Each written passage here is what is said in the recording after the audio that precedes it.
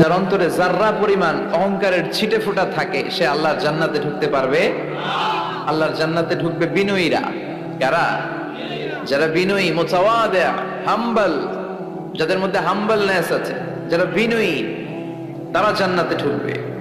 তো সাইয়েদনা আদম আলাইহিস সালাম বিনয়ের পরিচয় দিলেন, কিন্তু শয়তানকে আল্লাহ বললেন উসজুদু। শয়তানকে বললেন শয়তান সেজদা দাও। ফেরেশতাদেরকে যখন অর্ডার করেছে সেজদা দাও, শয়তান বলল আল্লাহ আমি সেজদা দিব না। অহংকার করলো, সে নিজে নিজে উপরে উঠতে চাইলো। সে বলল খালাকতানি মিন নার ওয়া খালাকতাহু মিন তিন। আপনি আমাকে বানিয়েছেন আগুন দিয়ে, আগুনের ধর্ম উপরের দিকে ওঠা। আগুন জ্বালিয়ে দিলে লেলিহান শিখা কই যায়? উপরে যায়। ওয়া খালাকতাহু মিন তিন। আর আদমকে বানিয়েছেন আপনি মাটি থেকে, তা আমি কেন সেজদা দিব? আদমই না আমারে দিবে। আল্লাহ শয়তানকে চির জাহান্নামী বানিয়ে দিল। চিল্লায় বলেন ঠিক কিনা?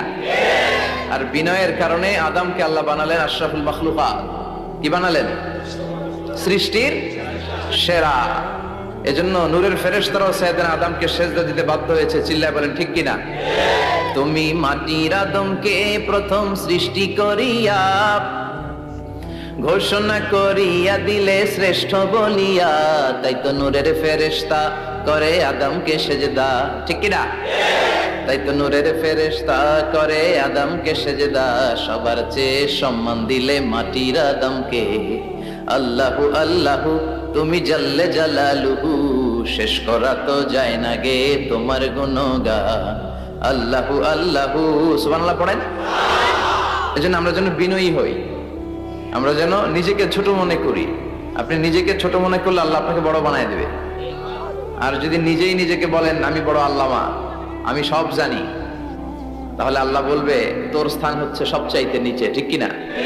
আবু নওয়াস একজন কবি ছিলেন, উনি বলেছেন ওয়াকুল্লি মাইয়াদাঈ ফিল ইলমি ফালসাফাতান হাবাসতা শাইআন ওয়া গাবাত আনকা আশিয়াউ। কেউ যদি তোমারে বলে যে আমি সব জানি, তুমি দুই আঙ্গুল দেখিয়ে বলো তুমি কিচ্ছু জানো না, তোমার শিখার অনেক বাকি।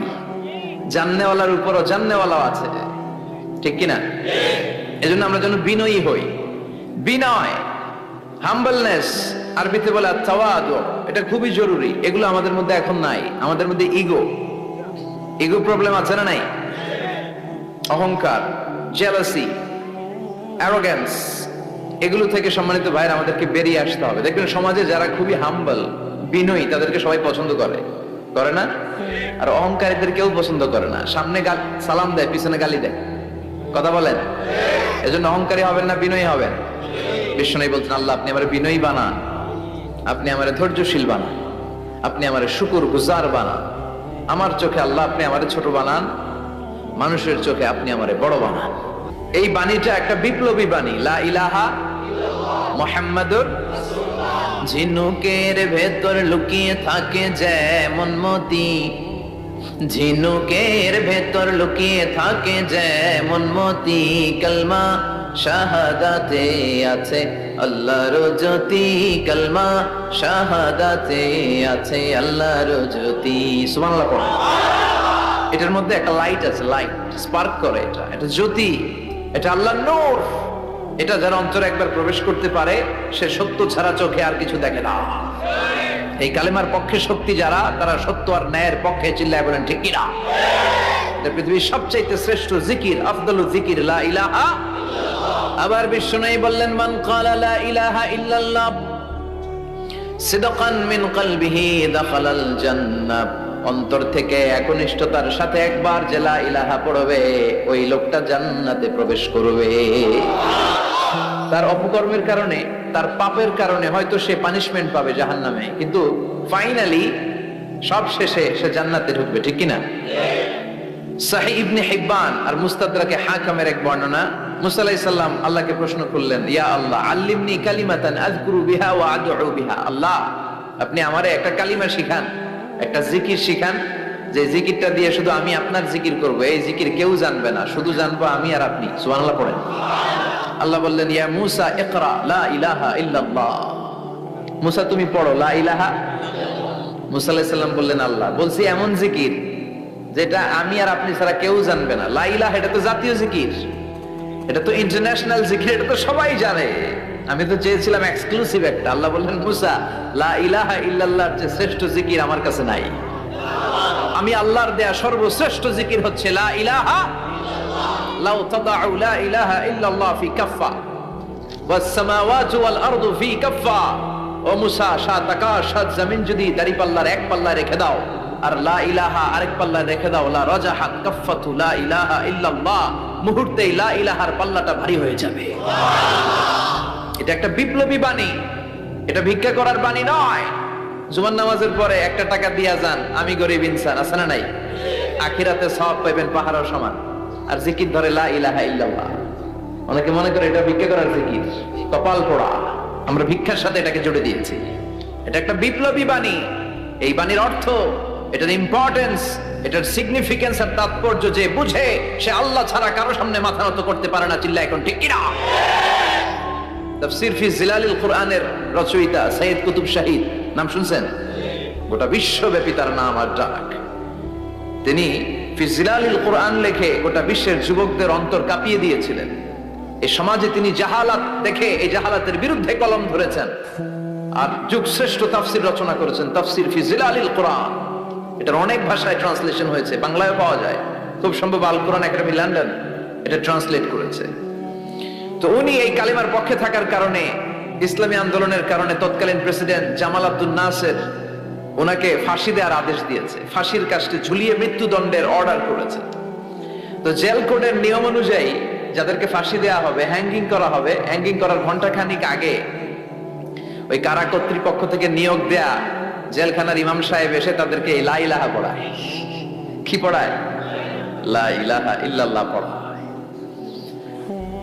তো সৈয়দ কুতুব শাহিদ উনিও যখন ওনাকে ফাঁসির কাজটা ঝুলানো হবে, ওই মুহূর্তে জেল কোডের নিয়ম অনুযায়ী ইমাম সাহেব এসে সৈয়দ কুতুব সাহিবকে বলতে আরম্ভ করলো যে আমি আপনাকে কালিমা পড়াতে এসেছি, আপনি পড়েন লা ইলাহা ইল্লাল্লাহ। সৈয়দ কুতুব শাহিদ বললেন, আমারে কালিমা শিখাতে এসো না, আমি কালিমা খুব ভালো জানি। যেই কালিমা পড়ার, যেই কালিমা তুমি ফাঁসির আসামিদেরকে পড়ানোর কারণে মান্থলি বেতন পাও, ওই কালিমার ব্যাখ্যা করার কারণে আমাকে ফাঁসির কাস্টে ঝোলা লাগছে। তুমি কালিমা পড়াও, তুমি বেতন নাও, আর আমি কালিমার ব্যাখ্যা করার কারণে আমার ফাঁসি হয়। তার মানে তোর কালিমা আর আমার কালিমা এক কালিমা না। কালিমার মধ্যে পার্থক্য আছে না নাই? ইমানের মধ্যে পার্থক্য আছে না নাই? যে ইমানে প্রয়োজনে জ্বলে ওঠে না, যে ইমান সত্য ন্যায়ের কথা বলে না, যে ইমানে প্রয়োজনে জ্বলে ওঠে না, যে ইমান সত্য ন্যায়ের কথা বলে না, যে নাই, যে ইমান অন্তরে নাই, মুখে শুধু ফাঁকা বলি, কি করে তারে বলো ইমানে বলি, কি করে তারে বলো ইমানে বলি, কি করে তারে বলো ইমানে বলি। ঠিক কিনা? যে ইমান দিন কায়েমের আন্দোলনের ধার ধারে না, যে ইমান লেবাসধারী কোরআন হাদিস তাও পড়ে না, যে ইমান খাজার নামে মাজার গড়ে ফুলুস কামায়, যে ইমান শিরকিয়াতের আমল করে ভীত না হয়, যে ইমান ইমানে ভুলে নাস্তিকতার মঞ্চে ওঠে, যে ইমান বাতিল মতের দোসরে হয়ে ফায়দা লুটে, যে ইমান শুধুই কেবল খায় দায় আনন্দ করে, যে ইমান দেখে না যে আরাকানে ভাইরা মরে, যে ইমান ময়দানে নাই, যে ইমান বাস্তবে নাই, মুখে শুধু ফাঁকা বলি, কি করে তারে বলো ইমানে বলি, কি করে তারে বলো ইমানে বলি, কি করে তারে বলো ইমানে বলি। চিল্লায় বলেন ঠিক কিনা? ইমানে ইমানে পার্থক্য আছে, কালেমায় কালেমায় পার্থক্য আছে। ওই কারা কর্তৃপক্ষের নিয়োগ করা ইমাম সাহেবের লা ইলাহা ইল্লাল্লাহ আর তাফসীর ফি জিলালিল কুরআনের রচয়িতা সৈয়দ কুতুব শাহিদের লা ইলাহা এক কালিমা নয়, এক লা ইলাহা নয়। চিল্লায় এখন ঠিক কিনা? পার্থক্য আছে, আলাদা। এজন্য আসল লা ইলাহার অনুসারী হতে হবে। লা ইলাহার ধারক এবং বাহকরা হচ্ছে সত্য এবং ন্যায়ের পক্ষে। যত বিপদ আসে, যত আপদ আসে, যত ঝুঁকি আসে, পাহাড় সম ঝুঁকিকে ডিঙ্গিয়ে তারা লা ইলাহার কালেমার পতাকাকে উড়িয়ে দেয়। চিল্লায় বলেন ঠিক কিনা? এজন্য ইমানে ইমানে পার্থক্য আছে। আমরা যেন আসলে ইমানদার হতে পারি, আল্লাহ তৌফিক দাও। আরো জোরে পড়েন আমিন। আমরা সব সময় যেন আল্লাহর জিকির দিয়ে হৃদয়টাকে সিক্ত রাখতে পারি, তুমি তৌফিক দাও। বিষ্ণু বলেছেন লা ইয়াজালু লিসানুকা রাতবান মিন যিকরিল্লাহ, তোমার জিহ্বাটা যেন আল্লাহর জিকিরে সব সময় ভিজা থাকে। কি থাকে? সব সময় যেন পড়ি সুবহানাল্লাহ, আলহামদুলিল্লাহ, লা ইলাহা ইল্লাল্লাহ, সব সময় যেন আমরা পড়ি আল্লাহু আকবার। বিষ্ণু বললেন আহাব্বুল কালাম ইলাল্লাহি আরবা, খেয়াল রাখবেন আল্লাহর কাছে সবচেয়ে প্রিয় কথা চারটা। কয়টা? আহাব্বুল কালামি ইলাল্লাহি আরবা, আল্লাহর কাছে সবচাইতে প্রিয় কালাম হচ্ছে চারটা। লা ইয়াদুররুকা বিআইয়িহিন্না বাদাতা, এই চারটার কোনটা দিয়ে শুরু করবে এটা তোমার ব্যাপার, আগে পরে করলেও কোনো সমস্যা নাই। চারটার একটা হচ্ছে সুবহানাল্লাহ, আরেকটা হচ্ছে আলহামদুলিল্লাহ, আরেকটা হচ্ছে লা ইলাহা ইল্লাল্লাহ, আরেকটা হচ্ছে আল্লাহু আকবার। এজন্য সব সময় আল্লাহর জিকির করতে রাজি আছেন তো? আল্লাহরে ডাকতে রাজি আছেন? ফাযকুরুনি ওয়াশকুরুলি, আল্লাহ বলেন যদি আমার জিকির করো আমিও তোমাদের জিকির করি, যদি আমার স্মরণ করো আমিও তোমাদের স্মরণ করি। আবার বিষ্ণু বললেন, আল্লাহ ঘোষণা দেন ফাইন যাকারানি ফি নাফসি যাকারতুহু ফি নাফসি, আমার বান্দা যদি একা একা আমার জিকির করে আমিও আমার বান্দাকে একা একা স্মরণ করি। ওয়া ইন যাকারানি ফি মালাইন যাকারতুহু ফি মালাইন খায়রিম মিনহু, আর মহা সম্মেলনে যদি বান্দা আমারে স্মরণ করে আমি এর চাইতে শ্রেষ্ঠ মহা সম্মেলন ফেরেশতাদেরকে নিয়ে আমার বান্দাকে স্মরণ করি। ওয়া ইন তাকাররাবা ইলাইয়া শিবরান তাকাররাবতু ইলাইহি যিরাআন, আমার বান্দা যদি আমার দিকে এক বিঘত আসতে চায় আমি আমার বান্দার দিকে এক হাত এগিয়ে যাই। আমার বান্দা যদি আমার দিকে এক হাত আসতে চায় আমি আমার বান্দার দিকে দুই হাত চলে যাই। ওয়া ইন আতানি ইয়ামশি আতাইতুহু হারওয়ালা, আর আমার বান্দা যদি আমার কাছে হেঁটে হেঁটে আসতে চায় আমি আমার গোলামের দিকে দৌড়ে দৌড়ে যাই। ওই আল্লাহরে ভুলে গিয়ে আমরা মাজারে যে সিজদা দেই, কপাল পোড়া আছে না নাই? দুদেল বান্দা কালমা চোর, না পায় শ্মশান না পায় ঘোর, দিন থাকিতে আয়রে পথে ছাইড়া দে ভণ্ডামি ভণ্ডামি ভণ্ডামি ভণ্ডামি, ছাইড়া দে ভণ্ডামি। ঠিক কি না? ভণ্ডামির সাথে আমাদের সম্পর্ক আছে? মাজার পূজার সাথে ইসলামের কোনো সম্পর্ক আছে? নামাজ কালাম পড়ে না ইবলিশ শয়তানের নানা, আছে না নাই? এলাকায় মনে হয় নাই, অনেক জায়গায় আছে দেখবেন লাল সালু দিয়া উঁচু করা। সাইয়েদনা আলীকে মদিনায় বিশ্বনবী পাঠালেন আর বললেন যত উঁচু মাজার দেখো ভেঙে মাটির সাথে গুড়িয়ে দাও। কবরস্থান উঁচু হবে না, কবর হবে সমান। এটাকে সেফটি দেওয়ার জন্য, সিকিউরিটি দেওয়ার জন্য আপনি চারদিকে সিম্পল বেড়া বা দেয়াল দিতে পারেন যাতে গরু ছাগল যে এই কবরের অসম্মান না করে। আমরা আশরাফুল মাখলুকাত, আমরা বেঁচে থাকলেও যেমনি সম্মান আছে আমাদের, মরে গেলেও সম্মান আছে না নাই? আল্লাহ বললেন ওয়ালাকাদ কাররামনা বানি আদম, আমি বনি আদমের সম্মান বাড়িয়ে দিয়েছি। জীবিত অবস্থায় যেমনি সম্মান, মরে গেলেও সম্মান। ঠিক কি না? বিশ্বনবী দেখলেন একটা লাশ যাচ্ছে, লাশ দেখে নবী দাঁড়িয়ে গেলেন। সাহাবারা বললেন ইয়া রাসূলুল্লাহ ইন্নাহু ইয়াহুদি, এটা ইহুদির লাশ। দাঁড়ালেন কেন? বসেন। বিশ্বনবী বললেন আওয়ালাইসাত নাফসান, এটা কি মানুষ না? এটা হোক না ইহুদি, হোক খ্রিস্টান, হোক নাস্তিক, এটা তো মানুষ। আমি তো মানুষকে সম্মান দিয়েছি। I have dignified the status of the sons of Adam, আমি বনি আদমের সম্মানকে বাড়িয়ে দিয়েছি। সবার উপরে মানুষ সত্য, তাহার উপরে নাই। এজন্য কবরকে সিকিউরিটি দিতে হবে, কিন্তু গম্বুজ বানানো যাবে? লাল সালু দেয়া যাবে? মাজারে আগরবাতি দেয়া যাবে? মোমবাতি, মশারি, অনেক মাজারের উপরে লম্বা মশারি টাঙানো আছে না নাই? ওর বাবারে মশাই কামড়ায়, কত বড় ডাকাত। তো মশাই যদি নিচ থেকে তাড়াইতে না পারে তোমারে কি করবে? কথা বলেন। মশা তাড়াতে পারে না নিজের গা থেকে, তোমারে কি বাঁচাবে? দেখবেন যে লোকটা মাজারে মশারি দেয় ওর বাবার ডেঙ্গু জ্বর, ওর বাপেরে মশাই খায়, ওর মারে মশাই খায়। গোটা বিশ্বের সবগুলো আল্লাহর ওলি যদি একটা গ্লাসের পানিতে ফু দেয়, আর আপনার মা যদি আপনার মাথার মধ্যে হাত বুলিয়ে দেয়, আপনার মা যদি আপনার বুকে একটা ফু দিয়ে দেয়, সব বিষ সাহেব একদিকে, মায়ের দোয়া আরেকদিকে। মায়ের দোয়া মুহূর্তে আবার আল্লাহর আরশে পৌঁছে যাবে।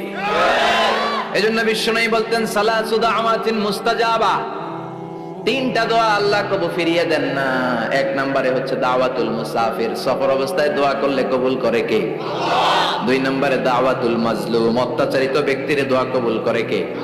তিন নম্বরে দাওয়াতুল ওয়ালিদাইনি লিওয়ালাদিহি, মা বাবা যখন হাত তুলে ছেলে মেয়েদের জন্য আল্লাহর কাছে দোয়া করে, ওই দোয়াটাও কবুল করে কে? মাজারে মশারি দিবেন, লাল শালু দিবেন, আগরবাতি, মোমবাতি, কোন মানত? মাজারে মানত করা যায় না। ইন্নী নাযারতু লিররহমানি সাওমা, মানত করতে হয় রহমানের নামে, মানত হবে একজনের নামে। চিল্লায় বলেন তিনি কে? এজন্য মাজারে কিছু দেয়া যাবে না। এই ভণ্ডামি গোটা বাংলাদেশ ব্যাপী, আমরা বলে যাচ্ছি যতটুকু শুধরানোর শুধরাবে। হেদায়েত দেওয়ার মালিক একজন, চিল্লায় বলেন তিনি কে? অনেক পীর আছে এরকম ভণ্ড পীর, সারা বছরে নাকি একবারও গোসল করে না, 365 দিনে ওর গোসলের রুটিন একদিন, আর ওই একদিনের গোসলের পানি মুরিদরা সব খায়া শেষ করে ফেলায়। নাউজুবিল্লাহ কইবেন না? নামাজ কালাম পড়ে না, ইবলিশ শয়তানের নানা, ধর্মের একখান খুঁটি ধইরা কয়দিন করবা হয়রানি। ভণ্ডামি ভণ্ডামি ভণ্ডামি, ছাইড়া দে ভণ্ডামি। দোদেল বান্দা কালমা চোর, না পায় শ্মশান না পায় ঘোর, দিন থাকিতে আয়রে পথে ছাইড়া দে ভণ্ডামি। ভণ্ডামি ভণ্ডামি ভণ্ডামি, ছাইড়া দে ভণ্ডামি। চিল্লায় বলেন ঠিক কিনা? এগুলোর সাথে আমাদের কোনো সম্পর্ক নাই। ইসলাম হচ্ছে সহজ। আদ-দীনু ইউসরুন লা উসরা ফি, আদ-দীনু ইউসর, দিন সহজ। এত জনের কাছে যাওয়া লাগবে না, আপনি ওই জেলায় যে ওই মাজারে মানত করা লাগবে না, আপনার সিলেটে যাওয়া লাগবে না, আপনার খানজান আলীর কাছে যাওয়া লাগবে না, আপনার কোথাও যাওয়া লাগবে না। আপনি বাড়ির পাশের মসজিদে পড়ে সেজদা দেন, মুহূর্তে দোয়া কবুল করে নিবে কে?